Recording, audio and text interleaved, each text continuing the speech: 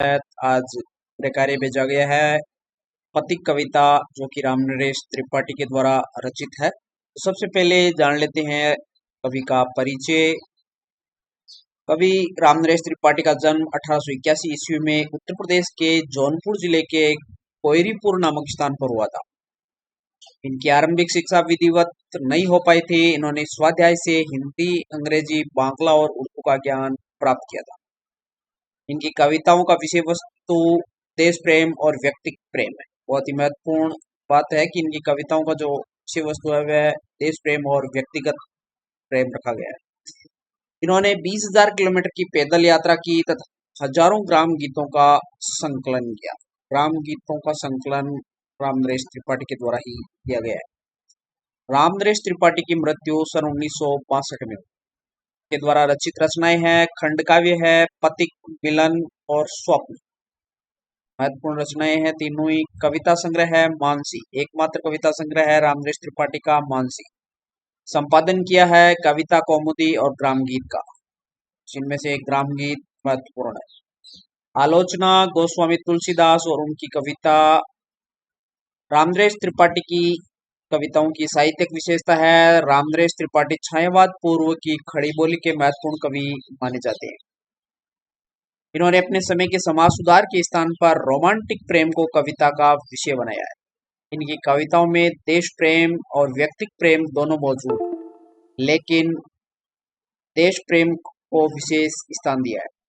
इन्होंने एक कोटेशन लिखा है, पराधीन रहकर अपना सुख शोक न कह सकता है, यह अपमान जगत में केवल पशु ही सह सकता है। बहुत ही महत्वपूर्ण पंक्ति है कि दूसरों के अधीन रह करके कोई सुख का वह भोग नहीं कर सकता है। इस प्रकार का केवल कार्य है वह केवल पशु ही सह सकते हैं। इनकी भाषा शैली भाषा खड़ी बोली है, उसमें माधुर्य और ओज है। कहीं कहीं उर्दू के प्रचलित शब्दों का भी प्रयोग मिलता है। शैली सरल, स्वाभाविक और प्रभावपूर्ण है। इनके शैली के दो रूप प्राप्त होते हैं, वर्णनात्मक और उपदेशात्मक। पथिक कविता का सारांश जान लेते हैं। पथिक कविता में दुनिया के दुखों से विरक्त काव्य नायक पथिक की प्रकृति के सौंदर्य पर मुग्ध होकर बसने की इच्छा का वर्णन किया है। यहाँ पर किसी साधु द्वारा संदेश ग्रहण करके देश सेवा का व्रत लेता है। राजा उसे मृत्युदंड देता है, परंतु उसकी कीर्ति समाज में बनी रहती है। सागर के किनारे खड़ा पथिक उसके सौंदर्य पर मुग्ध है। प्रकृति के इस अद्भुत सौंदर्य को वह मधुर मनोहर प्रेम की कहानी की तरह पाना चाहता है। प्रकृति के प्रति पति का यह प्रेम उसे अपनी पत्नी के प्रेम से दूर ले जाता है। इस रचना में प्रेम, भाषा व कल्पना का अद्भुत संयोग मिलता है। पथिक कविता पथिक खंड काव्य का अंश है। इसमें कवि ने प्रकृति के सुंदर रूप का चित्रण किया है। पथिक सागर के किनारे खड़ा है, वह आसमान में मेघमाला और नीचे समुद्र को देखकर बादलों पर बैठ करके विचरण करना चाहता है, जो कि स्माइल 3.0 के तहत गृह कार्य में प्रश्न पूछा गया है कि कवि किस पर बैठ करके विचरण करता है। बादलों पर बैठ करके विचरण करना चाहता है। वह लहरों पर बैठकर समुद्र का कोना कोना देखना चाहता है। समुद्र तल से आते हुए सूरज को देखकर कवि कल्पना करता है कि मानो सूर्य की किरणों ने लक्ष्मी को लाने के लिए सोने की सड़क बना दी। वह सागर की मजबूत, भयहीन व धीर गर्जनाओं पर मुग्ध है तथा असीम आनंद पाता है। चंद्रमा के उदय के बाद आकाश में तारे छिटक जाते हैं और कवि उस सौंदर्य पर मुग्ध है। चंद्रमा की रोशनी से वृक्ष अलंकृत से हो जाते हैं, पक्षी चहक उठते हैं, फूल बहक उठते हैं तथा बादल बरसने लगते हैं। पथिक भी भावुक होकर आंसू बहाने लगते हैं। पथिक लहर, समुद्र तट, पत्ते, वृक्ष, पहाड़ आदि सबको पाकर सुख व आनंद का जीवन जीना चाहता है। इस प्रकार पाठ का सार दिया हुआ है। अब जान लेते हैं स्माइल 3.0 के तहत दिनांक 2 अगस्त 2021 को जो गृह कार्य विभाग के द्वारा भेजा गया है उसके आंसर। पहला प्रश्न पूछा गया है कि सूर्य के सम्मुख कौन नाच रहा है। तो सूर्य के सम्मुख बादलों का जो समूह है हर क्षण नए रूप बनाकर निराले ढंग में नाचता हुआ प्रतीत हो रहा है। दूसरा प्रश्न है, विशाल समुद्र को देखकर कवि क्या कहना चाहता है। कवि चाहता है कि लहरों पर बैठकर समुद्र के इस विशाल काय व महिमा से युक्त करके वह कोने कोने को देखना चाहता है।